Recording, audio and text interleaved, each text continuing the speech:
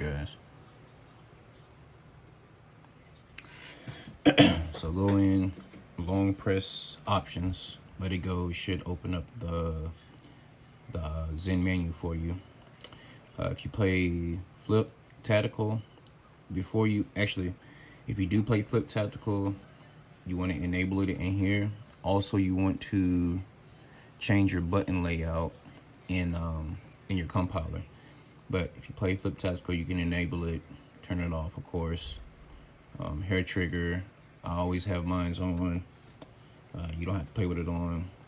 Rumble. Now, your AR, if you're using Rumble AR, will still work if you have the Rumble on in game. If you disable it in here, it would bypass the vibration of the controller. But I mean, you can have it on as well. I like mine to be on. Your dynamic move sensitivity. If you enable it, it's for your left stick, so you can move faster, turn faster. I personally don't play with it, but threshold, I believe, for PS4, Xbox One was 40. For PS5, Xbox Series X was 50. Frontal was 100 on both, next gen and previous gen. And your drift, so for PS5 it was 170.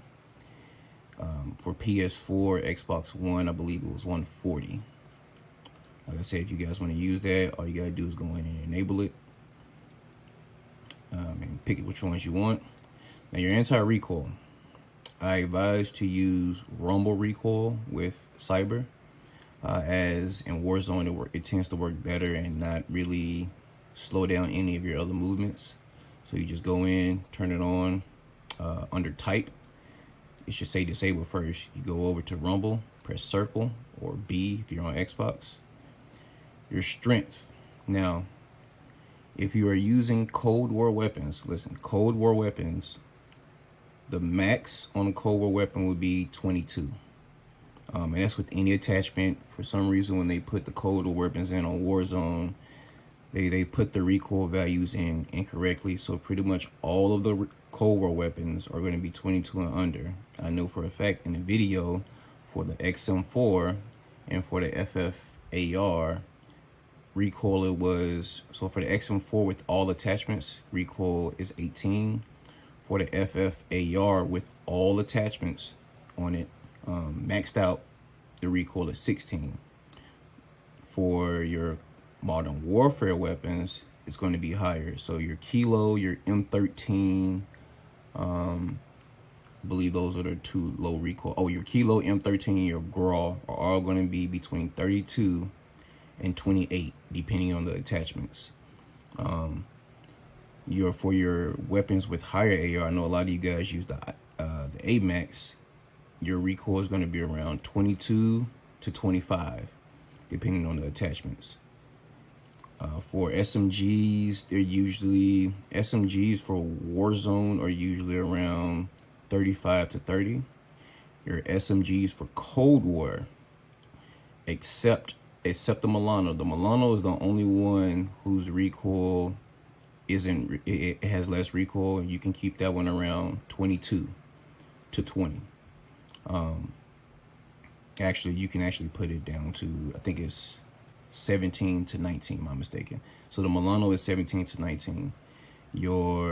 All the rest of them are pretty much high recoil. I know the Mac 10 has the highest recoil, so that one you're going to want a little lower, so you can try it around 10 to 13, see if that pulls down, pulls up. Really, your SMGs aren't going to matter because you're going to be using those in close combat. So the main ones you want to focus on are your primary, which is your ARs, your tactical rifles, LMGs. Your LMGs are going to be around the 16 to 18 range. Your tactical rifles, I know a lot of people use the DMR.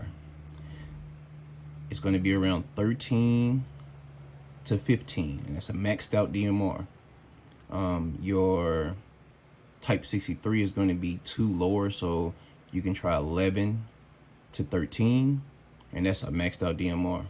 But you just go in there, select, pick which one. Depending on the weapon you're running, you can change it.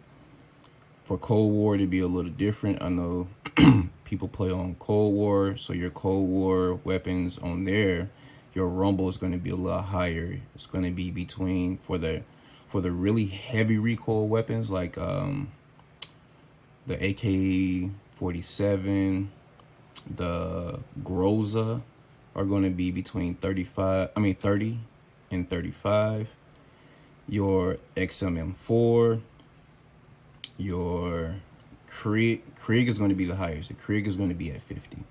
You don't want your Krieg really too much lower than 50. If it's still pulling up, then just let it go down two values at a time, and you test it that way. But your XM4 is going to be around 40 to 45. Your AK-47 is going to be around, I believe it was 30 to 38. QBZ is going to be around that 40 to 45 range. Your FFAR is going to be around the 35 to 40 range. Preferably you want it around 33 to 35 because the recoil in Cold War on the FFBR is kind of ridiculous. And again, like I said, your SMGs, if you're just trying to max them out, it's still going to be around the 35 to 44 range. That's for all the SMGs in Cold War, except for the Milano. Milano is still going to be at 50. Type 63, DMR, those are going to be around the 30 to 35. Sniper rifles really aren't going to matter. And your LMGs are going to be around 30 to 35 as well. But that's for your recoil. Now for is your cyber polar. In Warzone, the best cyber polar you can use is regular or stochastic. One of those two. That's what you want to have under your cyber polar, regular or stochastic. Me, I prefer stochastic. What I was using in that video was regular, so either one. Your angle, 18 and 12. That is for next gen and previous gen, 18 and 12. These are just to start off now. Of course, if you feel you can get a little more experience in, you can go in and test the values out. But 18 and 12 is starting off. Your radius, you want it 12 to 8, 12 and 8. For my cyber donor, you'll realize my radius is a little different on here. That's because the menu version doesn't have the shake that you get from the one you were using in cyber donor. So you can put it at 12 and 8. If you guys feel comfortable, you can do 16 and 8 as well, but I would keep it around 12 to 14. Get out of that. Your dynamic wave.